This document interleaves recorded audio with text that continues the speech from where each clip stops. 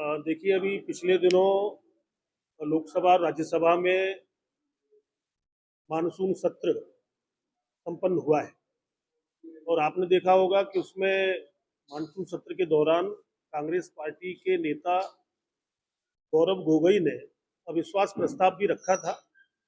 और अविश्वास प्रस्ताव पर जब बहस हुई और माननीय प्रधानमंत्री जी ने जब उसका जवाब दिया, तो कांग्रेस सहित विपक्ष के सभी नेता एक और अविश्वास प्रस्ताव लाते हैं, दूसरी ओर सभी सांसद उनके वॉकआउट करके लोकसभा से चले जाते हैं। तो उनके चरित्र को और उनके चेहरे को दिखाता है कि वो लोकतंत्र में कितने गंभीर हैं। अविश्वास प्रस्ताव में हमेशा से हुआ है कि जब भी अविश्वास प्रस्ताव आता है सरकार के खिलाफ, तो वोटिंग होती है और वोटिंग में तय होता है कि सरकार के पास कितने वोट हैं और विपक्ष में कितने हैं। क्योंकि विपक्ष वालों को ये पता था कि उनके भी कुछ सांसद सरकार का साथ दे सकते हैं, तो घबराहट में उन्होंने वॉकआउट किया। ये एक अपने आप में उनके जो देश के प्रति जो कर्तव्य है उससे भागने को वो दिखाता है। दूसरा, लोकसभा राज्यसभा के अंदर लगभग 25 विधेयक लाए गए, बिल लाए गए, उनमें से 23 को पास किया गया। और जिसमें हमारा जो दिल्ली का राजधानी के लिए जो दिल्ली सरकार का संशोधन विधेयक था 2023 का, वो लाया गया। डिजिटल व्यक्तिगत डाटा संरक्षण विधेयक 2023 उसको पास किया गया। मध्यस्थता विधेयक लाया गया।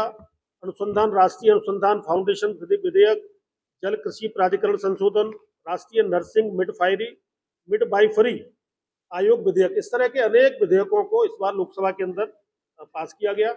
और जिस प्रकार विपक्ष के नेताओं ने, कांग्रेस पार्टी सहित अन्य दलों ने जो संसद के अंदर गतिरोध पैदा किया, संसद को न चलने देना, ये सरकार के धन का तो दुरुपयोग है ही, आम जनता के धन का भी दुरुपयोग उन्होंने किया।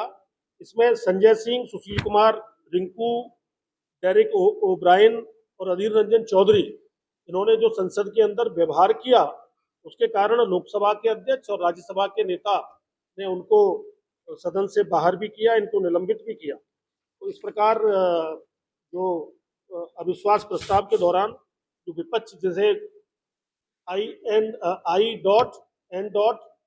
जो इन्हें इंडिया बोलते हैं, वो डॉट डॉट डॉट वालों ने एक वातावरण जो है संसद का वो खराब किया। और उसे कह सकते हैं कि घमंडिया गठबंधन जो बना है, जिसे घमंडिया गठबंधन कह के देश के प्रधानमंत्री आदरणीय मोदी जी ने भी संबोधित किया और आज पूरे देश के लोग इसी नाम से उनको जान रहे हैं। तो ये उनका जो व्यवहार था, जिस प्रकार का वातावरण उन्होंने पैदा किया, उसके बारे में आपको और क्षेत्र की जनता को ये बताना था कि किस प्रकार का व्यवहार कांग्रेस पार्टी सहित अन्य दलों के नेताओं का और सांसदों का रहा।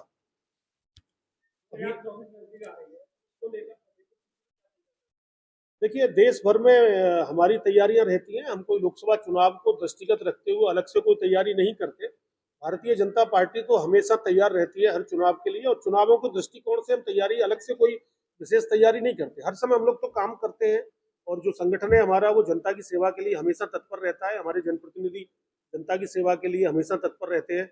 और मैं यही कह सकता हूँ कि आने वाले 2024 में जिस प्रकार से देश के प्रधानमंत्री आदरणीय श्री नरेंद्र मोदी जी की छवि और उनकी सरकार के द्वारा किए हुए कार्य, और उत्तर प्रदेश के मुख्यमंत्री योगी आदित्यनाथ जी ने जो कार्य जनता के हित के लिए किए हैं, तो निश्चित रूप से कह सकता हूं कि पूरे देश भर में भारतीय जनता पार्टी, पहले 303 हम जीते थे, अब 350 सीटें निश्चित रूप से भारतीय जनता पार्टी जीतेगी।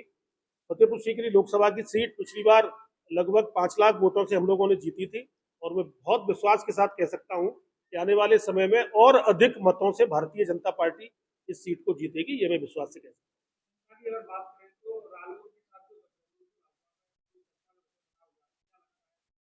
देखिए, ये हमारे केंद्र का जो नेतृत्व है, वो उसके लिए कुछ लोग निहित होते हैं, कौन किस पार्टी से गठबंधन का रहता है। अनेक पार्टियां हमारे साथ गठबंधन में है। जो भारतीय जनता पार्टी की विचारधारा को मानता है, जो देश के लिए काम करना चाहता है, जो राष्ट्र के लिए काम करना चाहता है, 125 करोड़ देशवासियों के लिए जो भी काम करना चाहे, वो भारतीय जनता पार्टी के साथ आए, समझौता करे। लेकिन उसमें कोई शर्त और वो नहीं लगती है। तो पार्टी जो भी तय करती है, हमारा गठबंधन और बढ़ेगा।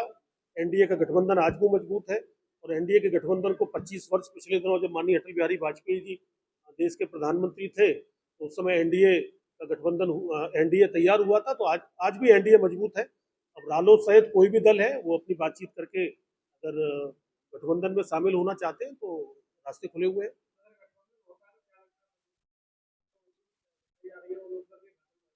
देखिए, ये पार्टी का नेतृत्व जो भी तय करेगा, ये पार्टी का नेतृत्व तय करता है। और हमारे यहाँ कभी शर्तों पे गठबंधन होते नहीं है, लेकिन उसके बावजूद अगर पार्टी का नेतृत्व जो भी तय करेगा, अब वो किस स्थिति में तय करता है, कौन सी सीट उनको देंगे, कौन सी सीट नहीं देंगे, गठबंधन उनसे होगा, गठबंधन उनसे नहीं होगा, ये भविष्य के गर्त में है।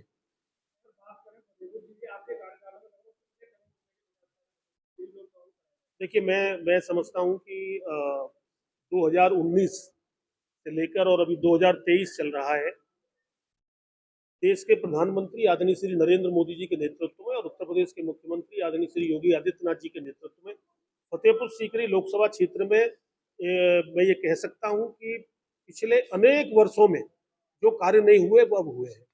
आप ही लोग जानते हैं कि फतेहपुर सीकरी लोकसभा क्षेत्र की सबसे बड़ी समस्या थी पेयजल की, पानी की समस्या, खारे पानी की समस्या और पेयजल के निचले स्तर तक गिरने की समस्या। आपको याद होगा कि 500 वर्ष पूर्व अकबर भी पानी के कारण से फतेहपुर सीकरी छोड़कर आगरा चले गए थे, समस्या से पीठ दिखाकर। उन्होंने भी समस्या को हल करने का कभी प्रयास नहीं किया, वो कहलाते वो महान थे। लेकिन आज मोदी जी के समय पर यह तय हुआ, जल जीवन मिशन के अंतर्गत हर घर नल हर घर जल, इस योजना के अंतर्गत मैं क्षेत्र की जनता को बधाई देना चाहता हूं कि पूरे संसदीय क्षेत्र में और आगरा जनपद के ग्रामीण क्षेत्र में 4000 से अधिक की परियोजना स्वीकृत हुई है। एटा की गंग नहर से गंगा जल की स्वीकृति हुई है, मंजूर जी 4000 करोड़ से अधिक की योजना, और उसकी गंग नहर से गंगा जल की स्वीकृति हुई है, मंजूर जी 4000 करोड़ से अधिक की योजना, और उसमें भी मंजूरी भी हो गई, टेंडर भी उसके हो गए हैं, टेंडर की प्रक्रिया पूरी हो गई है। अभी गांव गांव जमीन के चिन्हित होने के कार्य चल रहे हैं कि टंकी कहाँ बनेगी, जलाशय कहाँ बनेंगे, पाइपलाइन कहाँ डलेगी। और मैं कह सकता हूं कि सितंबर के अंत या अक्टूबर के पहले हफ्ते से खुदाई का कार्य भी जगह जगह कार्य प्रारंभ हो जाएगा। तो मैं समझता हूं कि ये एक ऐतिहासिक काम है। इसके लिए मैं माननीय मोदी जी को हृदय से धन्यवाद देता हूं कि उन्होंने इतनी बड़ी योजना को दिया, और योगी जी को धन्यवाद देता हूं कि उन्होंने हमें गंगा जल देने का काम एटा की गंग नहर से किया। और अगले 1.5 वर्ष के बाद हर घर से, हर घर, कोई घर ऐसा नहीं बचेगा जिस घर से गंगा जल न निकले, तो गंगा जल हर घर में पहुंचेगा आने वाले समय में। दूसरा सबसे बड़ा ऐतिहासिक काम अगर आप कहें तो पूरे एशिया का आलू अनुसंधान केंद्र, जो आलू के अनुसंधान का केंद्र पेरू में है पूरी दुनिया का, उसकी एक शाखा पूरी एशिया में अगर कहीं आई है तो वो भारत में आई है। भारत में भी आई है तो उत्तर प्रदेश में भी आई है, और उत्तर प्रदेश में आई है तो हमारे संसदीय क्षेत्र फतेहपुर सीकरी के विधानसभा फतेहपुर सीकरी क्षेत्र के सींगरा में international research centre of potato की पेरू की शाखा यहाँ आई है। ये एक बहुत बड़ा ऐतिहासिक कार्य हुआ है। यहाँ अटल आवासीय योजना का 60 करोड़ का आपके कोरई पर ही एक महाविद्यालय हमारा बना है, जिसमें 1000 बच्चे श्रमिकों के पढ़ेंगे। इस बार प्रवेश भी प्रारंभ हो गया है। राजकीय महाविद्यालय, आईटीआई, पॉलिटेक्निक कॉलेज गर्ल्स का आईटीआई और राजकीय महाविद्यालय खीरागढ़ में, बाहा में, फतेहाबाद में, हमारे पूरे संसदीय क्षेत्र में मैं ये कह सकता हूं। और कम से कम 250 से 300 करोड़ की प्रधानमंत्री ग्रामीण सड़क योजना के अंतर्गत सड़कों का कार्य निरंतर जारी है। तो मैं कह सकता हूं कि विकास के मामले में उन्हें माननीय मोदी जी का और योगी जी का धन्यवाद कि उन्होंने फतेहपुर सीकरी की जनता ने जिस प्रकार से प्रचंड बहुमत से भारतीय जनता पार्टी को जिताया 2019 में, उसी प्रचंडता के साथ सरकार ने, मोदी जी ने और योगी जी ने हमको विकास के कार्यों को भी दिया है। आने वाले समय के लिए भी अन्य विकास के बड़े कार्य हो सके, इसके लिए हम निरंतर काम कर रहे हैं।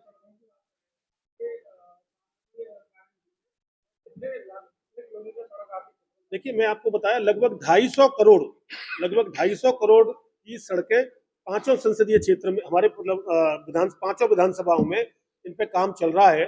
और ये अगर एवरेज आप निकालेंगे तो लगभग लगभग 40 से 42 सड़कें इस समय ये पूरे संसदीय क्षेत्र में इन पर काम चल रहा है। आने वाले समय के लिए भी हमने कुछ और सड़कों को भी स्वीकृत कराया है।